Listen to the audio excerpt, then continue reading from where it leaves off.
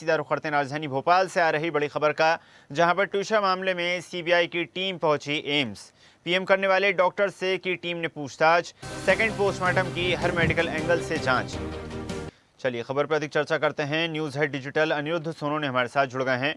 Anirudh, CBI ने जांच का दायरा बढ़ा दिया है, लगातार मामले में कार्रवाई जारी है। जिस प्रकार पहले संदेह जताए जा रहे थे, पुलिस द्वारा जो कार्रवाई की गई, अन्य जांच एजेंसियों ने जो कार्रवाई की, कहीं ना कहीं साक्ष्यों के खिलवाड़ को लेकर, साक्ष्यों से छेड़छाड़ को लेकर संदेह था, लेकिन कहीं ना कहीं सीबीआई ने निष्पक्षता बरकरार रखी है और कहीं ना कहीं अब सच सभी के सामने आएगा।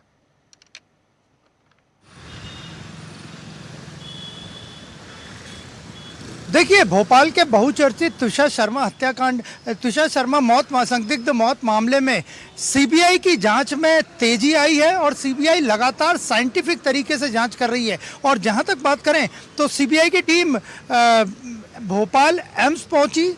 लगभग 2 घंटे भोपाल एम्स में सीबीआई की टीम ने मेडिकल स्टाफ से लेकर डॉक्टर्स से पूछताछ की और उनकी पूछताछ में सबसे पहला प्रश्न ये था कि तुषार शर्मा को 12 मई की रात संदिग्ध अवस्था में मौत होने के बाद किस तरह भोपाल एम्स में लाया गया। मतलब उनका सबसे पहला सवाल था कि तुषार शर्मा को जब लाया गया, जब उसकी हालत क्या थी, उसके रिपोर्ट क्या बनाई गई और डॉक्टरों ने उसका क्या इलाज किया और किस तरह उसे मृत घोषित किया। तो दिल्ली से आई सीबीआई टीम लगभग 2 घंटे भोपाल एम्स में रही। भोपाल एम्स में उन्होंने डॉक्टरों से पूछताछ की, मेडिकल स्टाफ से पूछताछ की, पोस्टमार्टम रिपोर्ट के बारे में जानकारी ली कि किस तरह पोस्टमार्टम रिपोर्ट भोपाल एम्स के डॉक्टरों ने बनाई थी, क्योंकि तुषार शर्मा के परिजनों की मांग पे दोबारा पोस्टमार्टम किया गया। दोबारा पोस्टमार्टम करने दिल्ली के एम्स से डॉक्टरों की टीम भोपाल आई थी। ऐसे तमाम तरह के क्वेश्चंस थे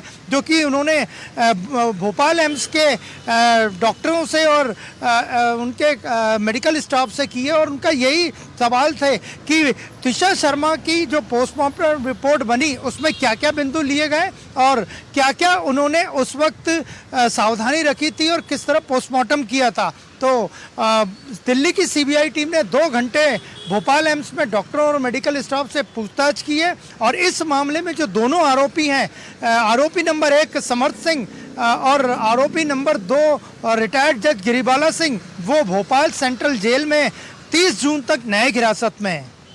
जी बिल्कुल अनिरुद्ध, जिस प्रकार पहले ट्यूशा के परिवार द्वारा भी एक संदेह जताया जा रहा था कि कहीं ना कहीं साक्ष्यों के साथ छेड़छाड़ की जा सकती है, क्या उसी क्रम में अब जब सीबीआई की टीम लगातार मामले की पड़ताल कर रही है तो जिन डॉक्टर्स ने शुरुआती जांच की थी, जिन लोगों द्वारा जांच करवाई गई थी, उनसे भी पूछताछ की जा रही है, पुराने साक्ष्यों को कहीं ना कहीं दोबारा खंगाला जा रहा है?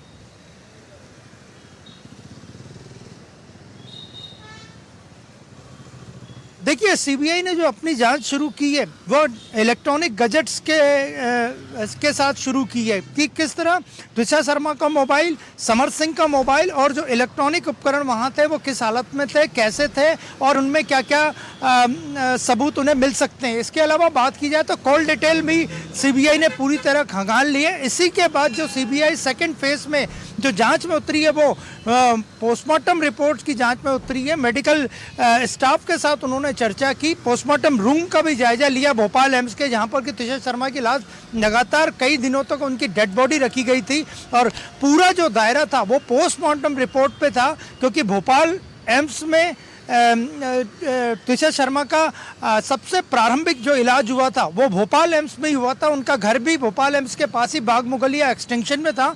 उन्हें संदिग्ध अवस्था में मौत के बाद भोपाल एम्स सबसे पहले लाया गया था। तो सबसे पहला सवाल ही ये था कि किस हालात में वो यहाँ आई थी और उनके जो पोस्टमार्टम हुए उनकी क्या स्टेटस है, क्या रिपोर्ट है और डॉक्टरों ने और मेडिकल स्टाफ ने इस दौरान क्या किया और किस तरह उनका पोस्टमार्टम किया था। तो 2 घंटे भोपाल एम्स में रहने के बाद सीबीआई की जांच लगभग पूरी होने की ओर है और 30 जून तक दोनों आरोपी रिटायर्ड जज गिरिबाला और उनके बेटे समर्थ सिंह भोपाल सेंट्रल जेल में न्यायिक हिरासत में हैं और आज भी सीबीआई संभावना है कि भोपाल एम्स का दौरा कर सकती है और इसके बाद ही अपनी रिपोर्ट सबमिट करेगी, क्योंकि सीबीआई ने अभी तक चालान यानी आरोप पत्र पेश नहीं किया है और आरोप पत्र पेश होने के बाद ही तय होगा कि 12 मई की रात 10 से 10:30 बजे के बीच तुषार शर्मा की संदिग्ध मौत हुई थी या उनकी हत्या की गई या उन्होंने आत्महत्या की गई। इन सब चीज़ों से पर्दा सीबीआई के चालान पेश करने के बाद ही खुलेगा।